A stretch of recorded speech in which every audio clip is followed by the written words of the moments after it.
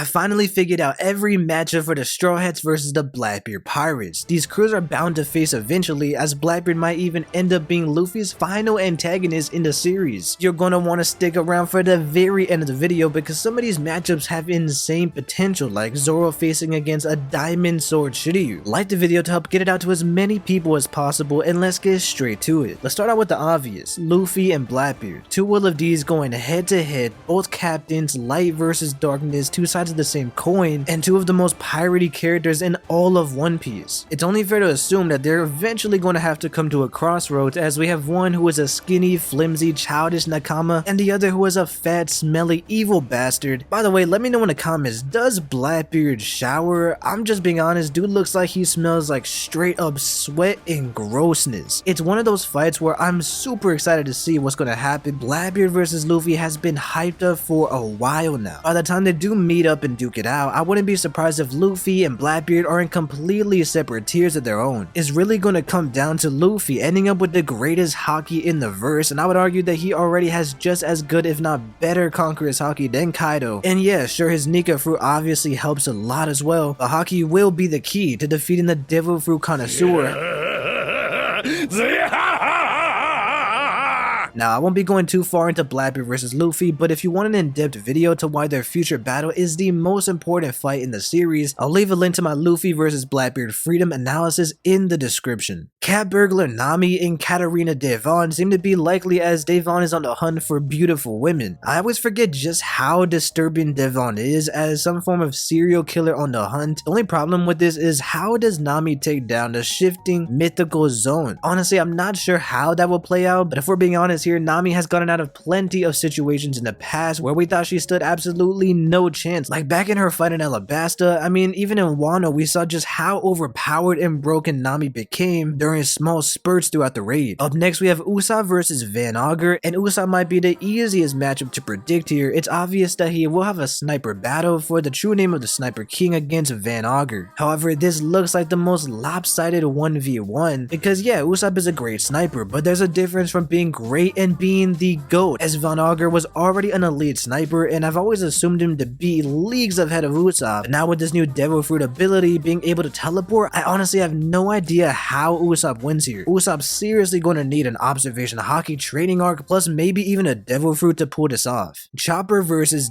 Q. I could see Chopper pretty easily defeating Q and stronger, and that's assuming that the derpy Pegasus is even alive by the time they face. I mean, let's be real here, how many more times can Stronger really withstand flying around with Blackbeard's fat ass on him? I think there's another obvious one, two Dodgers going at it. Maybe Chopper has to unlock something with new rumble balls or some kind of new advanced medicine that he creates. I'm not a big fan of Chopper whenever he does fight, but this does seem like it is inevitable. Brook versus Vasco Shot. I could see Sanji facing Vasco Shot because they're both gross perverts, but remember that Brook is also a creepy perv as well. I want to quickly shout out a video by Sake where he breaks down exactly why he believes Vasco Shot and Brook are the perfect matchup, and even foreshadowed throughout the story. I even hopped on a call with Dak to better understand this for my own video. The first thing to notice is something brought up by a YouTuber named Alpha Too Late, where this starts with a cover page for chapter 902. We have a figure that very similarly resembles Vasco, but in a gooey, slimy form. And this began the whole idea in theory that this form was a foreshadowing by Oda for Vasco's future Devil Fruit power. Taking this idea even further, Dak explained to me how this all resembles a slimy, ghostly villain from the famous movie Ghostbusters, and I think you get where this is headed, but there's more. Because in chapter 671, during the Punk Hazard arc, if you remember that slimy salamander, well, Brook sees this and is reminded of a monster known as Slime. He says, "I've read about it in a book. They say that slime is a most scandalous creature that attacks and dissolves only their clothes away." Interestingly enough, when we saw Blackbeard invading Amazon Lily, we got to see just how perverted and disgusting Vasco Shot could be when referring to taking Boa back alive.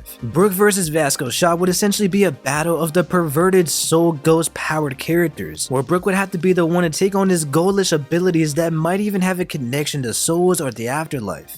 Sake breaks everything down in much more depth, so shout out to Dak, and I'll link both Vasco videos in the description. Nico Robin versus Lafitte. When it comes to Lafitte or Lafayette, however you pronounce it, I don't have much of an in-depth analytical base per prediction for this matchup as the others, especially since Lafitte is one of those members that we know almost nothing about. We haven't seen him in enough scenes to really determine his traits or even his devil fruit, but I'll take a shot at it because from the little that we know from his initial appearance infiltrating the warlord meeting, many have speculated that he specializes in stealth. This alone makes me think that Nico Robin, who is seen to be very sneaky, a stealthy character with their neck snapping, shadow clones, and overall quiet presence, could be a perfect matchup for Lafitte. Another similarity will be the demon epithet that they both share and the fact that they both have wings in their transformed states. If you have any opposing ideas for Lafitte or Nico Robin, go ahead and let me know in the comments. Now this leaves 4 final matchups being Avalo Pizarro, San Juan Wolf, Burgess, and Shiryu. I could potentially see Sanji versus Shiryu since Sanji wanted that devil fruit, but we already got that situation back in Thriller Bark, so maybe we'll just see them clash for a minute there. And another idea that I had was Franky versus Burgess or Burgs, and this would make for an amazing fight with a big mainly wrestling theme at the forefront, both showcasing a complete exuberance and loud, boisterous charisma, so it would be an entertaining fight at the very least. But I think this is a perfect time to push the Franky Gundam agenda. Sure, Jinbei could probably handle the giant monster of a battleship, San Juan Wolf, but Franky just seems so perfect to me since he has a history as a shipwright with battleships specifically, and yes, I admit that I really just want to see Franky become a giant mecha fused with 1,000 Sunny, and this would essentially be the great battle of the battleships. I mean, let's look at what we're dealing with here. We're talking about a giant who becomes even more giant. How ridiculous is that? Giants are already big enough, but to see San Juan Wolf peering down over Marineford, I mean, this dude is like a colossal titan level of giant. And this is why I say that Mecha or Gundam Franky works perfectly here. I am of the belief that the Sunny is already alive in a sense, as we've seen countless expressions shown multiple times, and maybe one day I'll make a whole video on this explaining the possibility of the Sunny's Clobotoman form, so subscribe and hit that bell like Luffy and Skypiea to be notified when I eventually do make that video. Avalo Pizarro is an interesting matchup for Sanji or Jinbei. Now hear me out, these are going to be complete reaches because we almost know nothing about Pizarro, similar to Lafitte. Besides the fact that he's a strange furry freak who meows from time to time, there's not much to go off of. So first, going to Sanji Pizarro route, it was stated that Pizarro once was a vicious ruler of a kingdom in the North Blue, and so yeah, maybe there is a North Blue connection between Sanji and Pizarro, Sanji facing someone who mirrors his father who he hates so much. Yeah, that's definitely a stretch, but if you love that reach, you're going to love this one even more, and that is Avalo Pizarro versus Jinbei. It was stated that Avalo Pizarro's favorite food is shark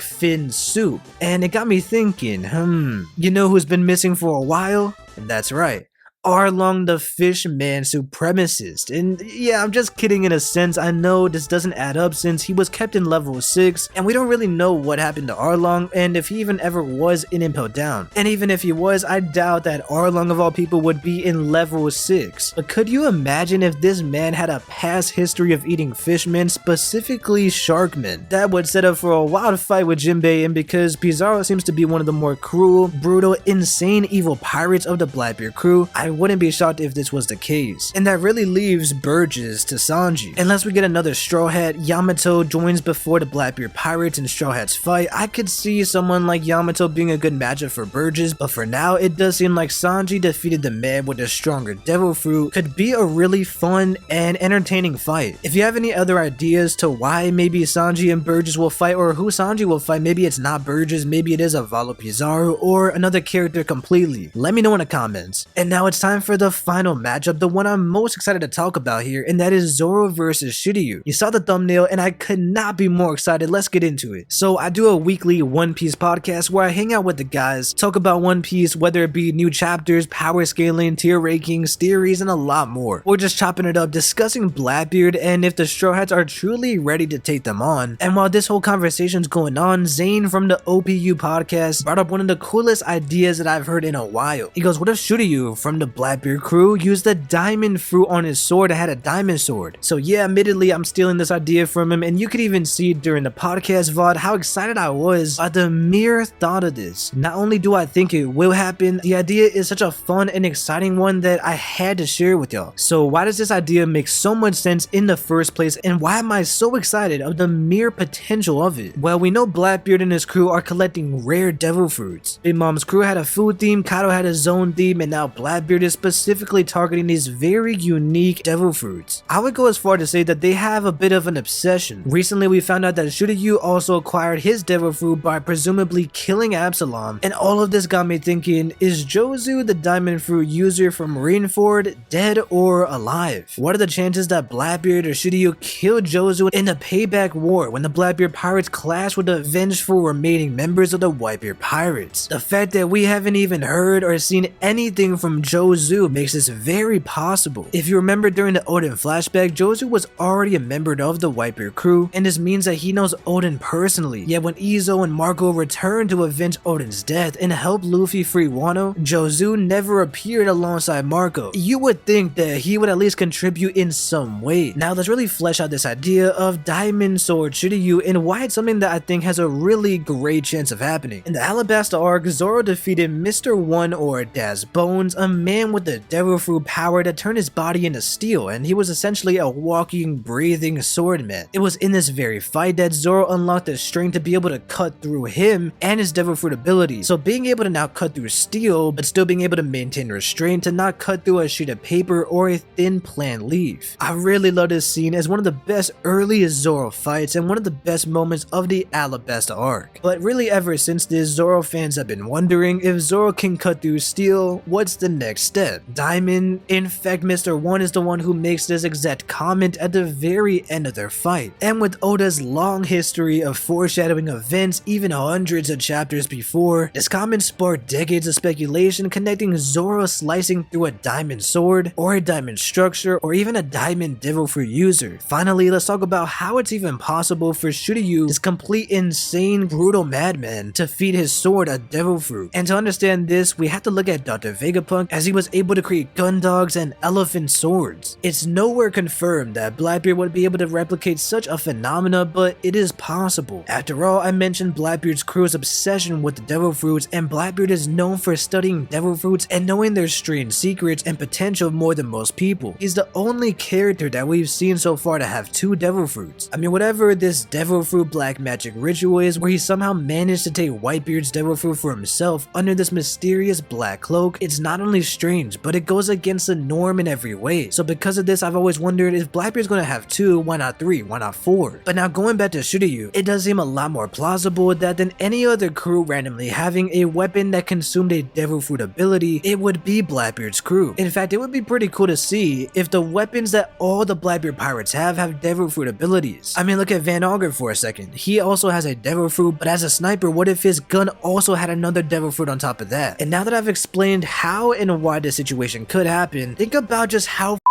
cool it would be. Maybe this diamond fruit could also be a black blade, and if Shiryu is an invisible man, it would be cool for Zoro because not only foreshadowing the diamond cutting, but since he's invisible, it would also be his observation being tested to the limit. And so what if this is the fight that Zoro gains future sight? It's clear that Zoro has some of the best reaction times, but could you imagine Zoro, whose whole thing is cutting through nothing and everything at the same time, fully realizing this against an invisible opponent with a diamond sword? How much more perfect could it get? Zoro's conqueror hockey clashing with someone this powerful would be nothing short of greatness. An evil, heartless psycho versus a 3-sword style badass. If you like anything I said in this video here, like it to boost it in the algorithm and get it out to as many people as possible. Subscribe for future videos, and YouTube says that you'll like one of these 2 videos even more.